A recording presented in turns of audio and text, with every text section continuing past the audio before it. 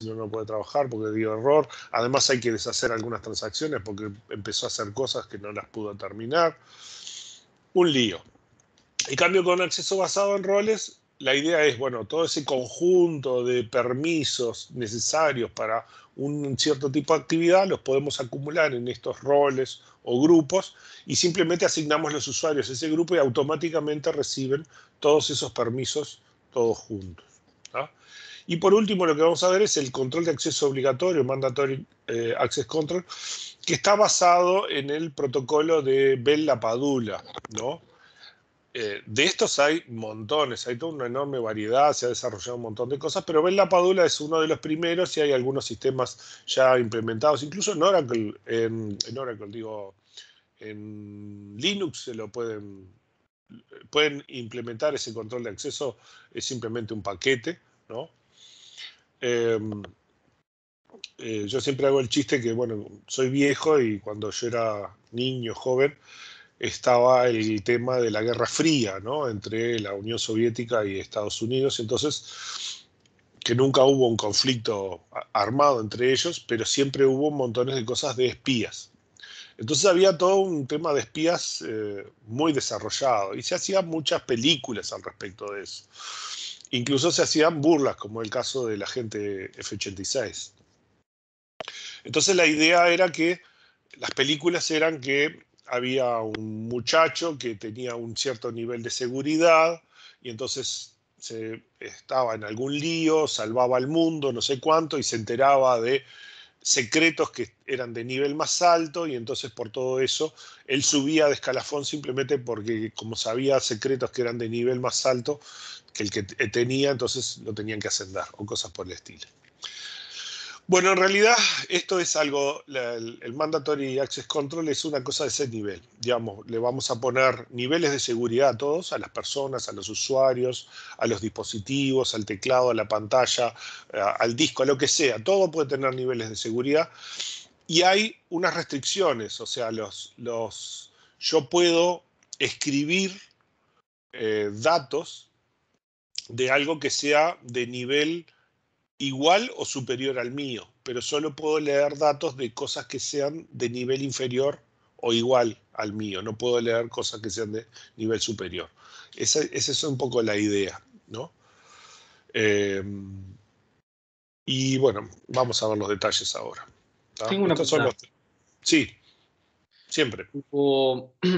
Acá estamos hablando en un contexto donde el usuario interactúa directamente con una base de datos, ¿no? Sí, sí, sí, por supuesto. Son Y en, permisos y en la, directos a la base de datos.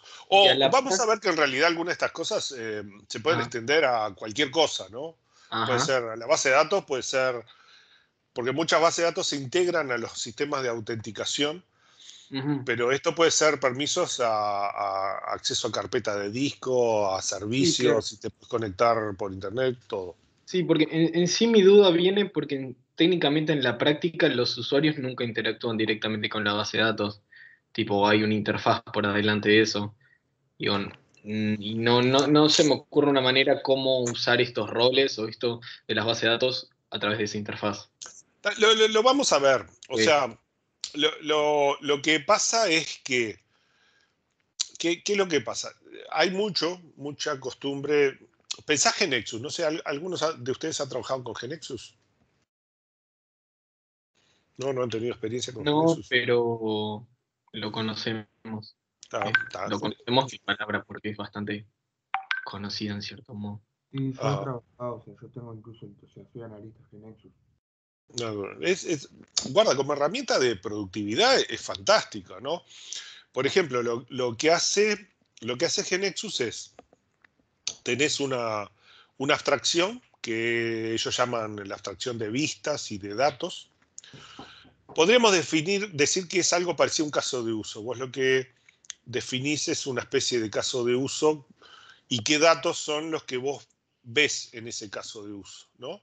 Y después relacionás scripts, haces scripts con esos datos, ¿no? De qué procesamiento vas a hacer. Eh, ¿Han visto temas, por ejemplo, en lógica o en algún lado vieron Prolog o algo así parecido? Razonamiento lógico. de ese estilo. Clausal. Razonamiento lógico, sí. ¿Está? Clausal, ¿lo vieron con cláusulas de Horn o algo así? Me parece que puede ser que sí. Puede haber sido Sí. traumático y lo olvidaron ya, pero seguramente que lo vieron en alguna parte de lógica. Sí, definitivamente.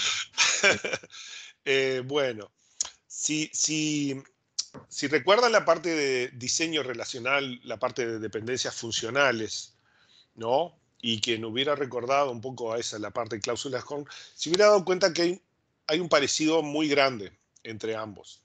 Y en realidad es que razonar el tema de dependencias funcionales con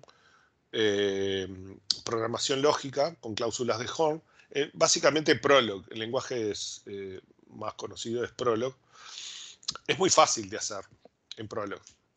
Genesis tiene un micro Prolog adentro que hace ese tipo de razonamientos. Entonces, nosotros definimos los datos y implícitamente estamos definiendo las dependencias funcionales y él deriva a partir de eso las formas de hacer las tablas, ¿no?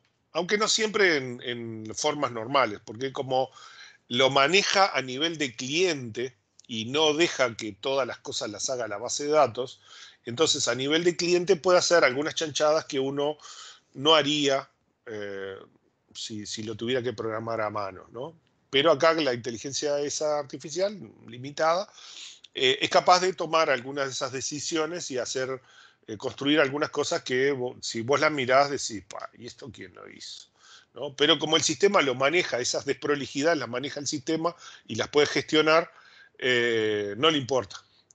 Si uno las hiciera uno, dice, no, esto es fácil que después yo no entienda qué es lo que hice. Pero el sistema tiene su base de conocimiento con la cual lo representa. Entonces, ¿qué es lo que pasa? El natural te está haciendo un montón de cosas adentro del cliente o del servidor de aplicación, porque podría tener una interfaz fina y bueno, si tengo 3 niveles, ¿no? Third tier, yo puedo tener una interfaz fina que solamente tiene los casos de uso, ¿no? La interfaz y dice, lleno el formulario y esto le va al servidor de procesos y después la base de datos del otro. Es cierto, eso no me logra hacer una buena aislación. Cuando lo tengo tipo cliente-servidor, el tema es que yo tengo la aplicación en el lado cliente y tengo la base de datos del otro lado. Pero yo como usuario podría usar, no sé, ODBC o los clientes directos. Si tengo idea de cuáles son las certificaciones, con qué usuario me conecto a la base de datos. Y podría entrar en la base de datos y hacer cosas que la aplicación no me deja, pero que como la aplicación no está porque yo logré conectarme directamente porque me las ingenié, y puedo hacerme un aumentito de sueldo, yo qué sé, o darme un poco más de licencia o cosas por el estilo, y nadie lo vio. ¿Me explico? ¿Sí? En cambio, si yo pongo todos esos controles en la base de datos, es mucho más difícil que alguien me pueda puentear. ¿Me explico? ¿Sí? Y si no, es simplemente una técnica más de programación para considerar, ¿no? O sea, si yo puedo poner las restricciones, todas las restricciones del sistema dentro de la base de datos, tengo un sistema monolítico que tiene todo ahí adentro, ¿no? Y lo único que yo tengo que hacer es interfaces livianas con los casos de uso. Representar los casos de uso, lleno todos los datos, aprieto accept y nada más. Y la base de datos hace todo. ¿Me explico más o menos por qué la relevancia? Sí.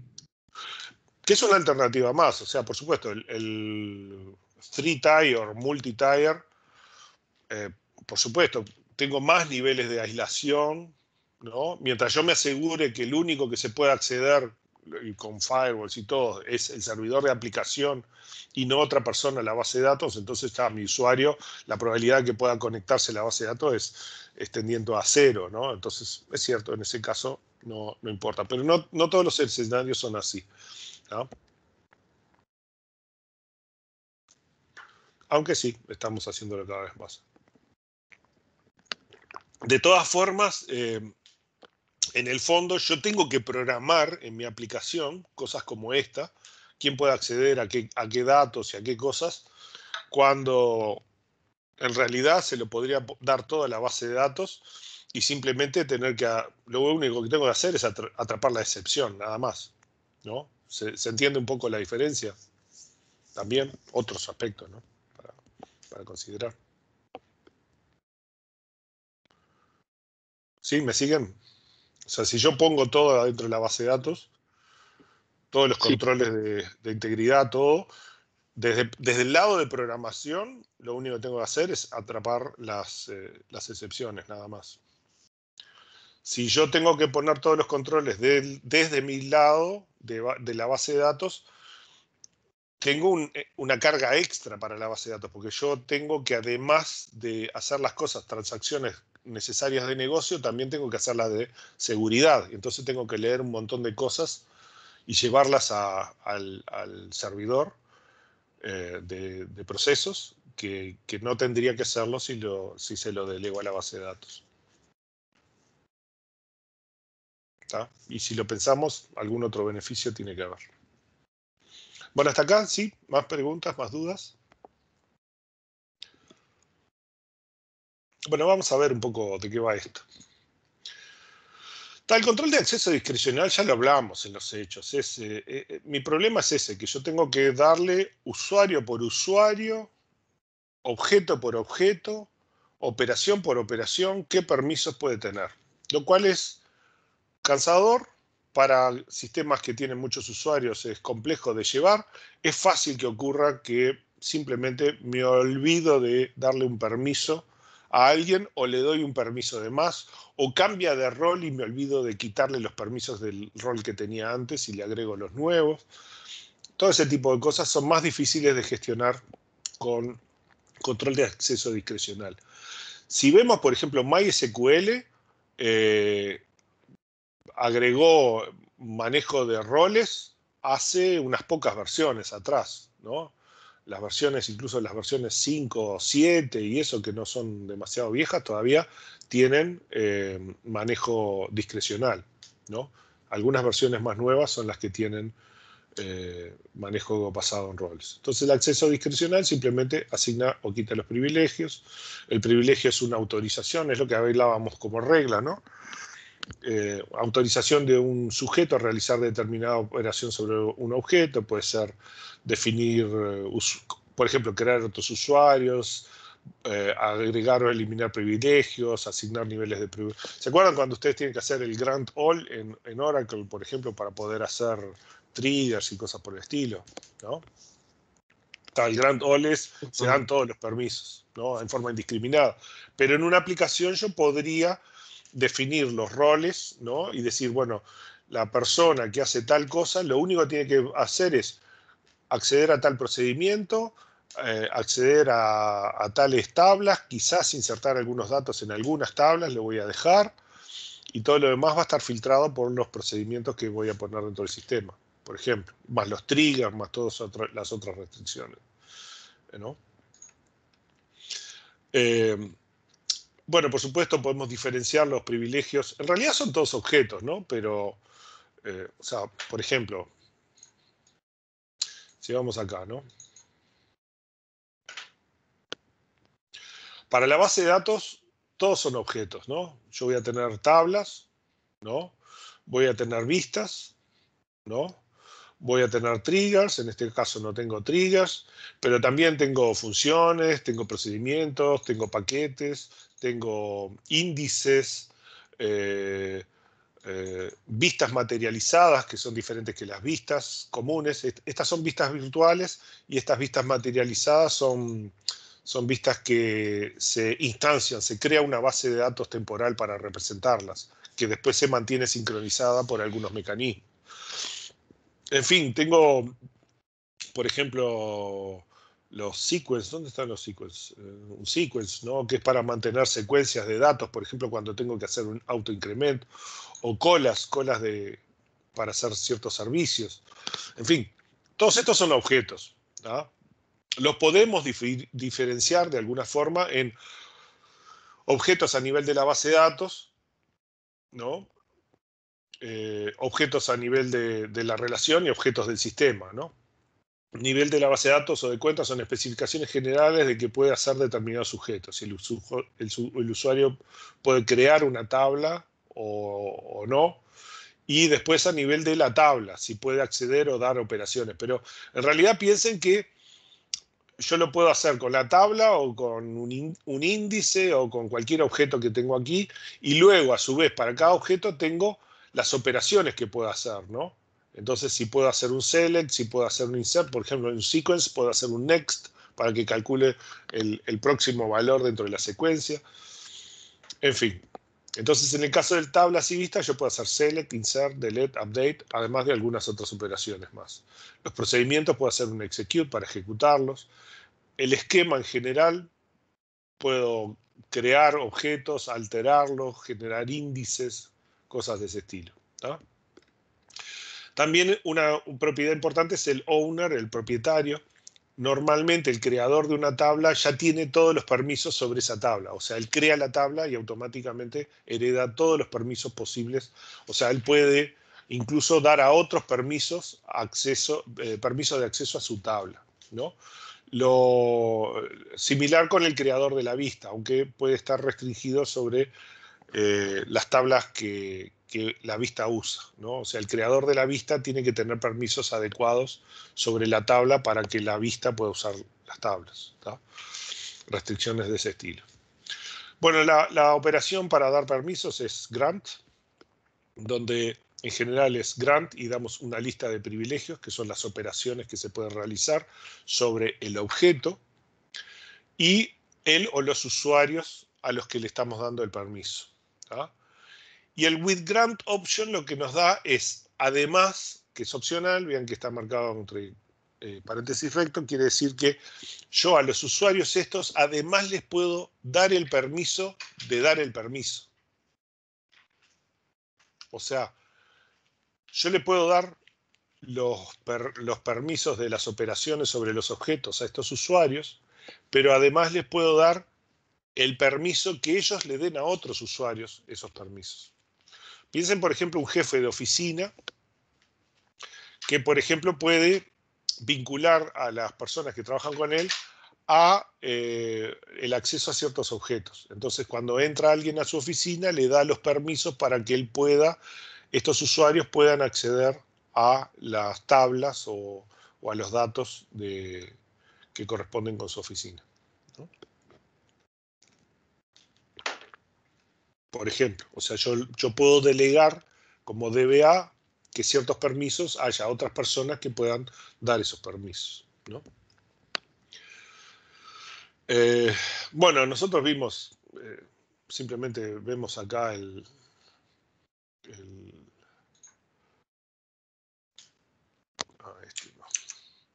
acá, vemos acá todos los objetos que hay y a todos estos objetos le podemos dar permisos, ¿no? Pero acá tenemos una lista media reducida de, bueno, a toda la base de datos, los esquemas, las tablas, las vistas, los procedimientos, pero hay un montón de otros objetos que no están en esta lista y que van a depender también de cada base de datos.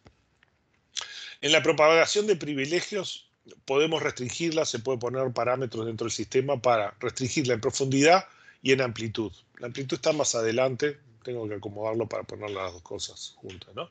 Pero la idea es que yo le puedo dar los permisos a un usuario y que este puede dar en profundidad hasta 2. Entonces, este le puede dar los permisos a otro y este otro se los puede dar a otro, pero ya este tercero no le puede dar a nadie, por ejemplo. Este tiene 2 niveles. O sea, este usuario, el administrador de base de datos le dio a este usuario. Y este usuario a su vez le puede dar a uno y este otro le puede dar uno más. Ahí hay 2 niveles y acá se termina. Este usuario puede recibir los permisos, pero no se los puede ya dar a más nadie, ¿tá? O sea, la profundidad de la propagación de privilegios la podemos controlar en general en los sistemas estos. También podemos eliminar los permisos. Revoke, decimos los permisos y le quitamos los permisos sobre el objeto a los usuarios determinados.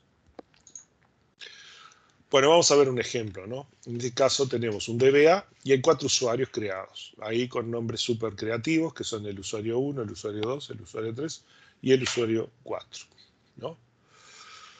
Entonces se desea implementar la siguiente política con acceso discrecional. Autorizamos al usuario 1 a que cree tablas. Acuérdense que si puede crear tablas, entonces él tiene todos los permisos sobre las tablas que crea, incluso los de dar permisos, ¿sí? El usuario 1 entonces autoriza al usuario 2 a insertar y eliminar empleados y departamentos, ¿no? O sea, va a crear las tablas empleados y departamentos. Y el usuario 1 autoriza al usuario 3 a consultar en las tablas empleados y departamentos, ¿no? Y además puede otorgar estos privilegios a otros usuarios. El usuario 3 permite que el usuario 4 consulte la tabla de empleados, ¿no? Entonces, vamos a ver los comandos. En este caso, vemos que el DBA le da los permisos de crear tablas en la base de datos al usuario 1, ¿no? Y entonces el usuario 1 crea una tabla empleados y otra tabla departamentos, ¿no? Me falta, que prolijo, me falta el punto y coma acá. Ahí está, punto y coma. Bueno.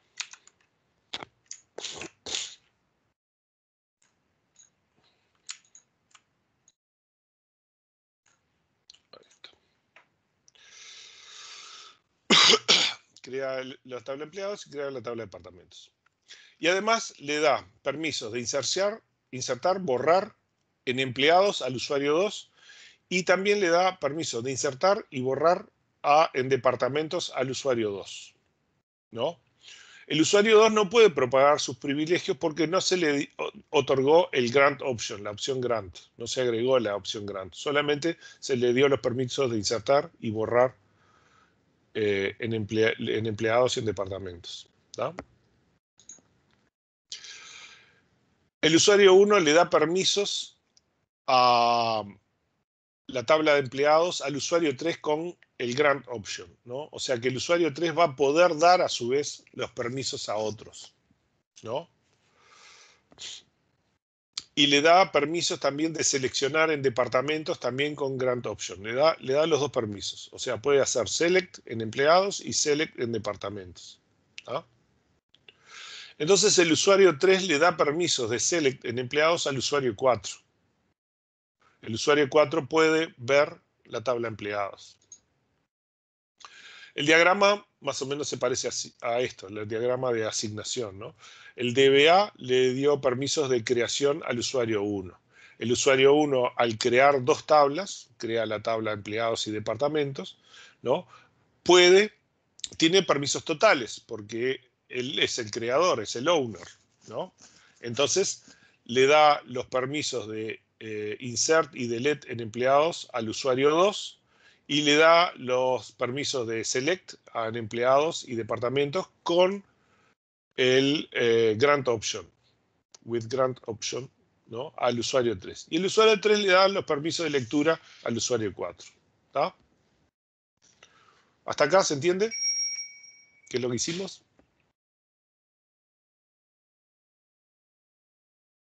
¿Sí? ¿Queda claro? Es sencillo esto, ¿no? Sí. ¿Sí? No. Sí, sí. Bueno, supongamos entonces que el usuario 3 realiza asignación indiscriminada. O sea, le empieza a dar permisos a todo el mundo. Y entonces hay que sacarle los privilegios a él, porque está haciendo cualquiera. Y también hay que sacarle a todos a los que él le dio los permisos. El tema es que al sacarle los permisos a U3, automáticamente se sacan los permisos a los que él otorgó. En general en estos sistemas sucede eso.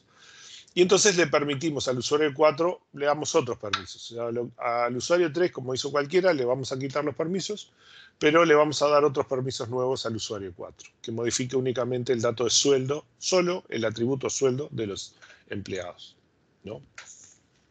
Entonces le sacamos los permisos de select al empleado, de select en la tabla empleados al usuario 3 y le sacamos los permisos en departamentos al usuario 3 de select, ¿no? Entonces, como el usuario 3 le otorgó privilegios a EU4, U4 automáticamente pierde los privilegios también, ¿no? Y entonces le damos permisos diferentes ahora a U4. Le damos permiso de actualizar el sueldo de los empleados y puede ver la tabla de empleados, ¿no?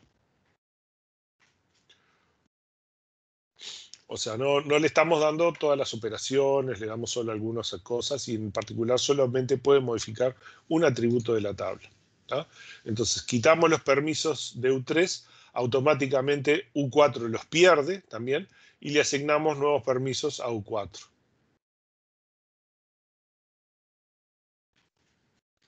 ¿Sí? Bueno. Acá hablamos un poco de las vistas, ya lo vimos, ¿no? La vista no es más que una tabla virtual generada a partir de otras tablas o vistas. En realidad hay una sentencia SQL que es la que la genera. La vista normal no tiene materialización.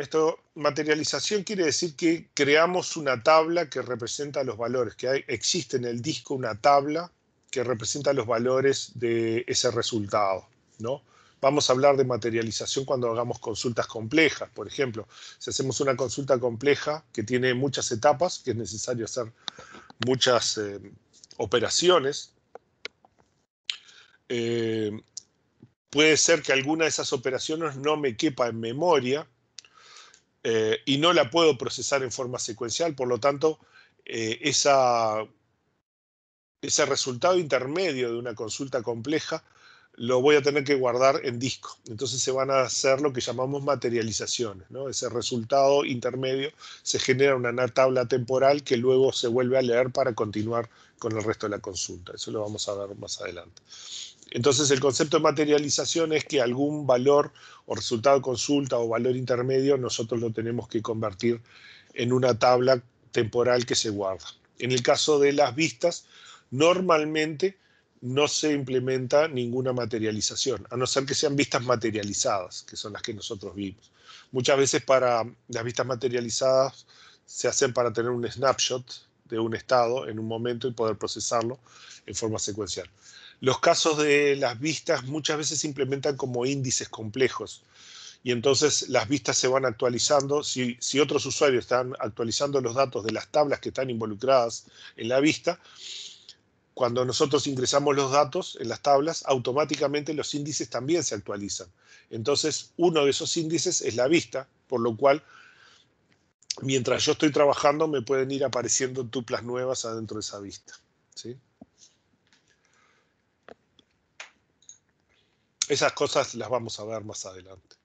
Acá vemos un ejemplo como el que habíamos visto, ¿no? Tenemos los dos jefes regionales, de alguna forma, bueno, vean que podemos tener select, insert, delete y update en la vista, ¿no? O sea, bajo ciertas circunstancias, los sistemas de base de datos a través de la vista me permiten acceder a la tabla e insertar y borrar valores y modificarlos, ¿no? No cualquier consulta lo permite, depende de la inteligencia también del servidor de base de datos, en fin, hay varias restricciones. No cualquier consulta permite poder escribir a la tabla. Hay temas de complejidad que ciertas bases de datos no pueden resolver, más allá de cierta complejidad, entonces no se hace.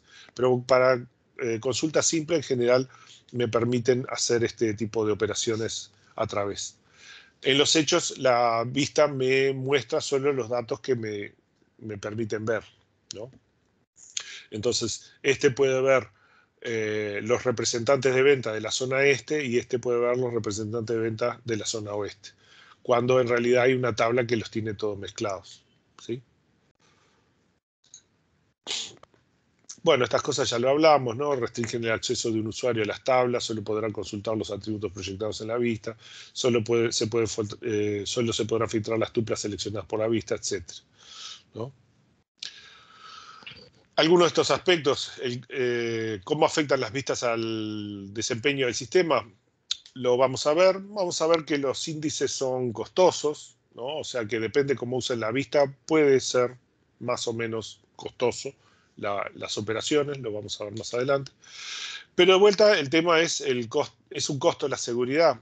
O sea, lo que nosotros habíamos hablado antes, yo tengo un cierto conjunto de amenazas, una probabilidad de que ocurra, tengo una idea del daño que puede generar, desde el punto de vista monetario y en función de la probabilidad de que ocurra en un tiempo determinado, las amenazas que sean, yo puedo hacer estimaciones de cuánto vale la pena invertir en ese recurso, en tratar de resolver ese problema.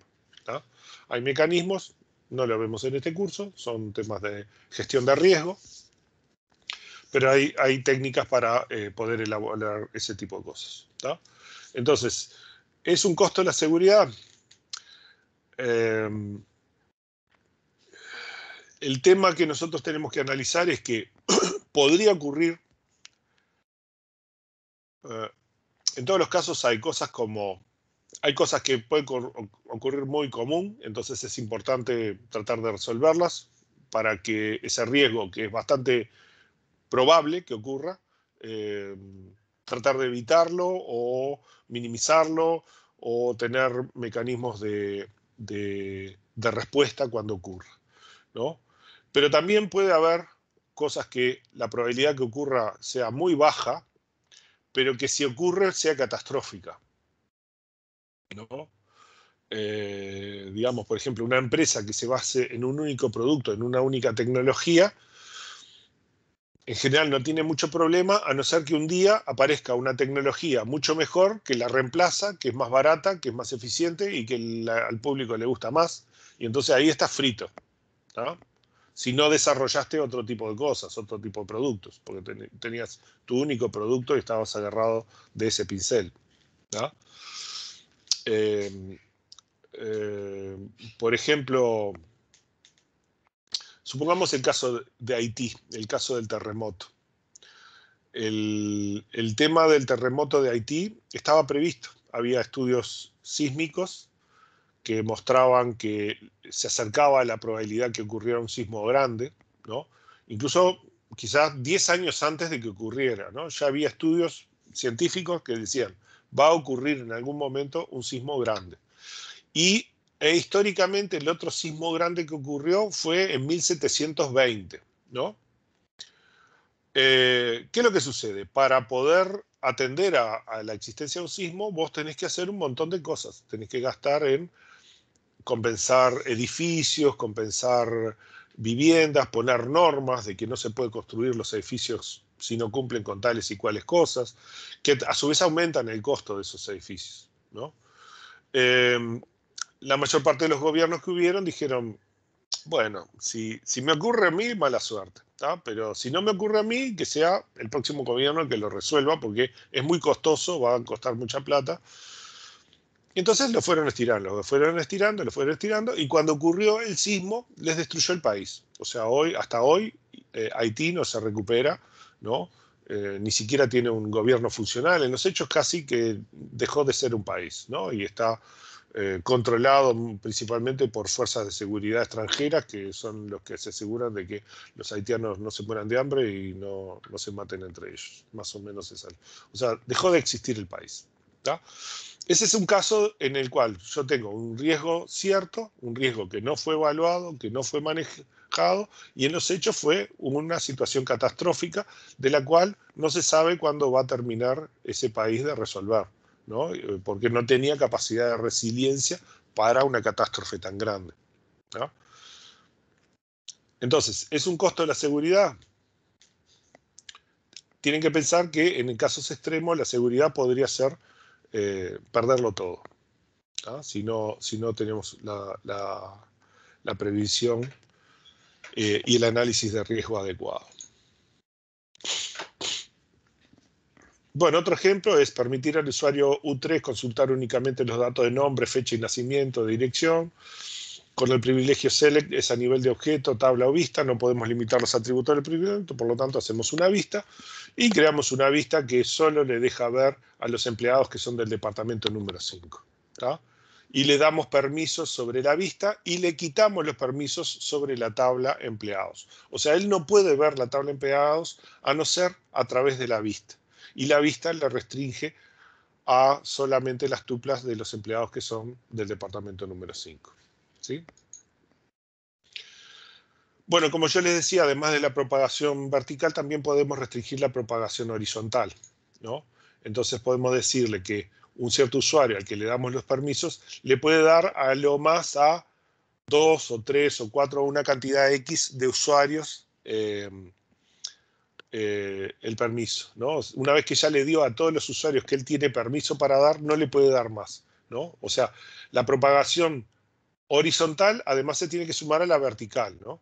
O sea, si yo, por ejemplo, a Larry le doy permiso para que le dé permiso a 2, a su vez estos le van a poder dar permisos a 2 más. Y si tiene 2 niveles de profundidad, eso quiere decir que Larry puede tener abajo hasta 6 personas con esos permisos, ¿sí? Entonces tenemos el tema de propagación horizontal y propagación vertical que lo podemos restringir, ¿tá? Esto es lo básico y aparece por todos lados, ¿tá? Digamos, este tipo de funciones luego las vamos a aplicar en los otros, ¿no? Después lo que viene es el control basado en roles o accesos. ¿Han trabajado con Active Directory o algún otro esquema de permisos tipo X500 o algo en algún lugar? ¿Alguno de ustedes ha trabajado en temas de permisos y gestión de usuarios y servidores? Directamente con la base de datos, no. Con la base de datos no, pero sí con usuario, acceso a archivos, carpetas y esas Sí. cosas, sí. No, ¿Eh? autenticación, sí. A ver, ahí no te escuché mucho ahí, ¿qué fue lo que dijiste? Con sistemas de autenticación, sí. Pero no es mucho más que eso, que autenticación. No, sí, básicamente nada, a través de la API y eso, pero no como esto con temas de roles en la base de datos y eso. Tipo, más haciendo los roles por la interfaz que eso. Ok. Bueno, pero en general todos esos sistemas permiten, ¿no? Te permiten poner un conjunto de roles y muchas veces las bases de datos tienen conectores. Entonces Sí, yo claro. puedo hacer que Oracle se conecte con Active Directory de Microsoft o con LDAP de Linux, Unix o con algunas otras soluciones comerciales que andan por ahí, ¿no? Acá estamos pensando simplemente en que estamos generando algunos roles, pero vean que estamos hablando de una jerarquía de roles. Entonces yo les voy a hacer una pequeña introducción a los sistemas basados en X500, que la vemos más. O sea, piensen que esta jerarquía de roles puede ser algo bastante más complejo que solamente unos pocos roles, ¿no? Pero por ahora pensemos en que yo genero un rol, que es como un grupo o rol o como lo quieran llamar, y entonces hago que los sujetos pertenecen a esos roles, a uno o más. Y los permisos se los asigno a los roles. Acá dice no directamente a los sujetos, pero en realidad todos los sistemas me permiten hacer las dos cosas. Yo puedo darle permisos a un usuario, a ese usuario, o puedo darle permiso a roles, ¿no? Y asignar usuarios a esos roles y por lo tanto los usuarios heredan los permisos de ese rol. En general, yo puedo hacer las dos cosas. En los sistemas reales los puedo hacer las dos cosas, ¿no? Bueno, entonces esto está basado en términos de teoría de conjuntos y lógica. Hay papers sobre todas estas cosas y las restricciones y qué se puede hacer y qué no se puede hacer y qué cosas hay que cuidar para que no te lo hackeen y debilidades, etc. ¿No? Que van más allá de este curso. Entonces, en realidad tenemos todo lo mismo. Tenemos los sujetos, los objetos y además tenemos una organización de jerarquía de roles, ¿no? Y que permite implementar una herencia de privilegios. Entonces, la pertenencia de un usuario a un rol puede llegar a ser dinámica, por lo que se suele manejar el concepto de sesión. La idea es que cuando él se loguea, recibe un conjunto de permisos y los mantiene todos hasta que se loga out. Cuando vuelve a entrar, vuelve a recibir otros permisos potencialmente diferentes, ¿no? O sea, los permisos los tiene vinculados a la sesión, ¿no? Porque si se los cambiamos mientras está operando, puede hacer líos. Entonces la idea es, él tiene todo un conjunto de permisos que los tiene mientras esté trabajando en esa sesión, ¿no? Cuando él haga el logout y la próxima vez que vuelva a entrar, recién ahí le van a cambiar los permisos que se le asignen durante esa instancia, ¿no? Bueno, entonces, por ejemplo, una empresa de ingeniería tiene varias bases, una de personal, una de sueldos, otra base técnica, otra comercial y otra general que puede acceder todo el mundo. ¿Tá? Entonces, la idea es que todos los funcionarios tienen acceso a la base general, pero después las otras, la de personal, solo la de gente de personal, ningún funcionario que no sea de desarrollo puede acceder a la base técnica, nadie que no sea de la sección de sueldos puede acceder a la base de sueldos, los de sueldos pueden acceder a la base personal, solo la gente de ventas puede acceder a la base comercial, cosas de este estilo, ¿no? Este tipo de restricciones.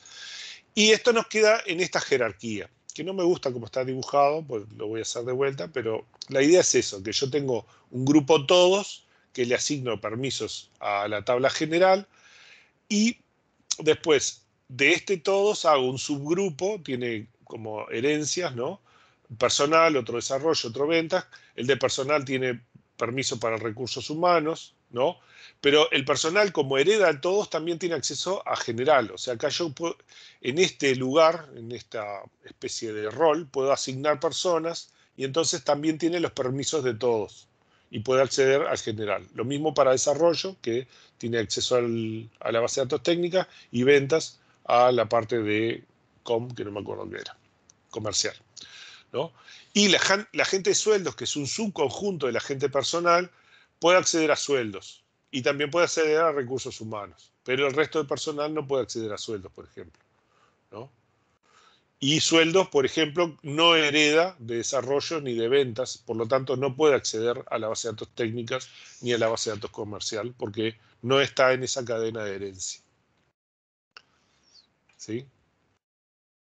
Vamos a ver acá algunos ejemplos. Esto es un ejemplo de network, ¿no?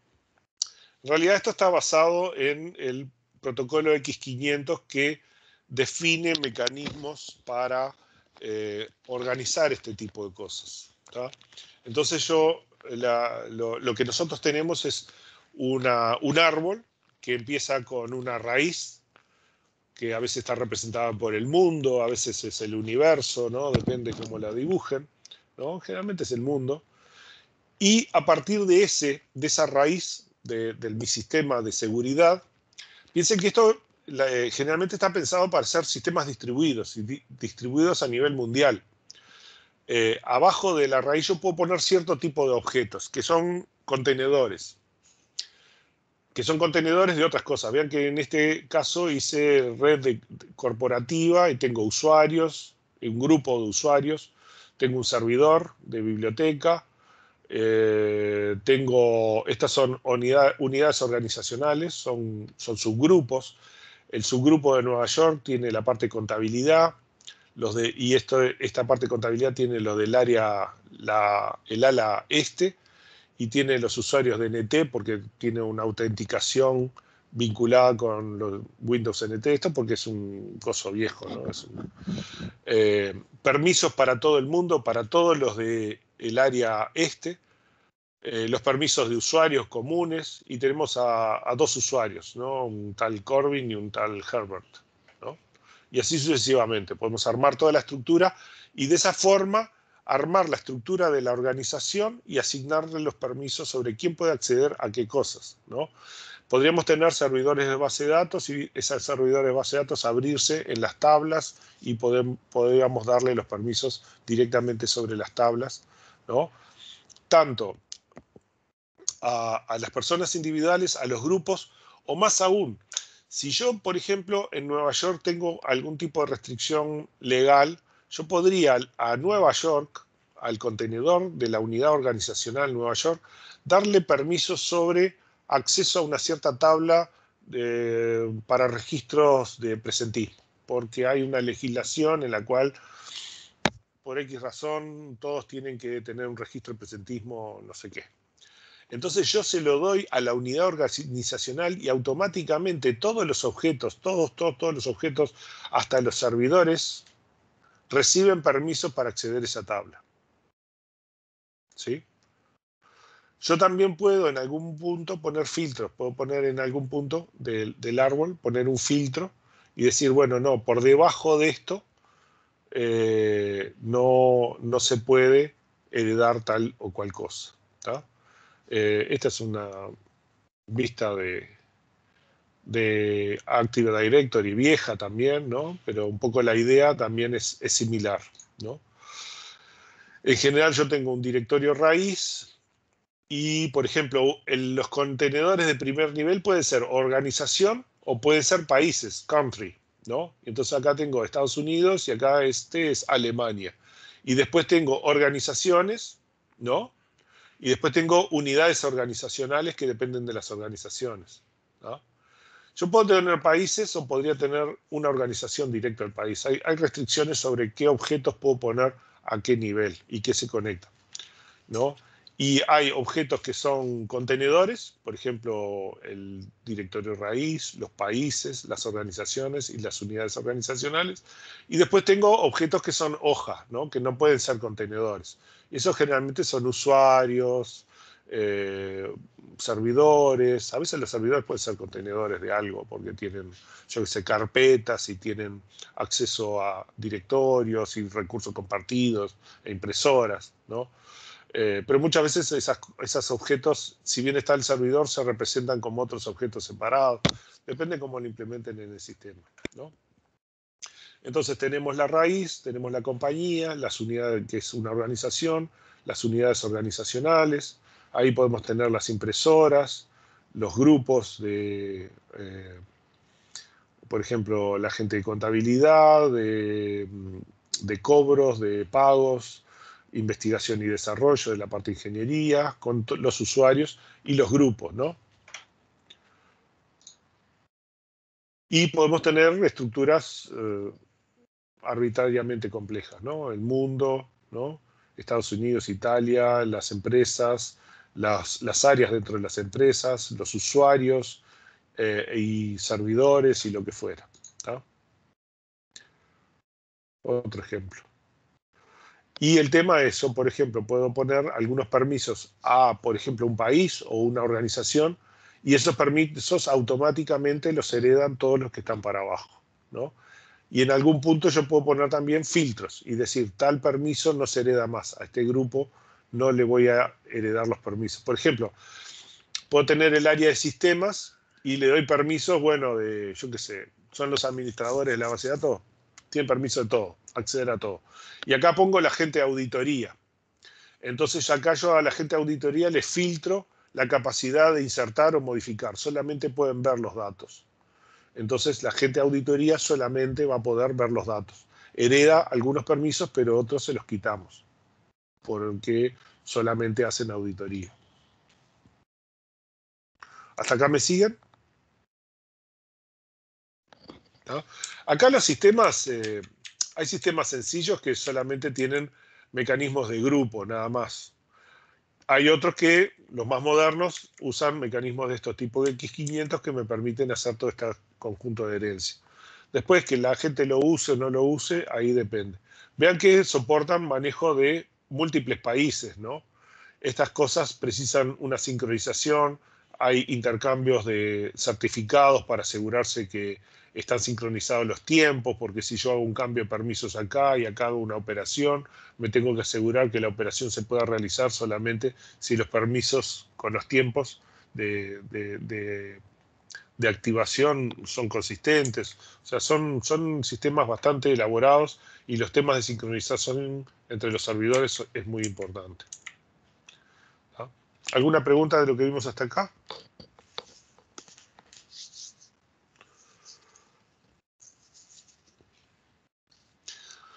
Bueno, y vamos a ver, nada porque se nos acabó el tiempo, ¿no? En la próxima vamos a ver control de acceso obligatorio, ¿tá?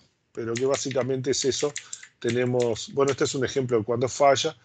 Tenemos dos mecanismos, el de seguridad simple y el de seguridad estrella, que simplemente lo que dice es, yo puedo leer solamente cosas que son de mi nivel o inferior, y solo puedo escribir a cosas que son de mi nivel o superior, ¿no? Y todos los objetos se relacionan de esa forma. Los intercambios de información están restringidos por solamente esas dos reglas. ¿Alguna duda, alguna pregunta, algo más?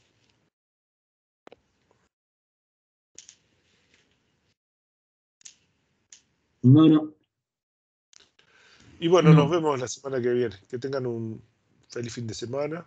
vale. Y traigan Igualmente, preguntas, dudas. ¿No? Voy a tratar de hacerles un script para probar alguna de estas cosas. Dale, nos vemos. dale, gracias. Nos vemos. Chaucito.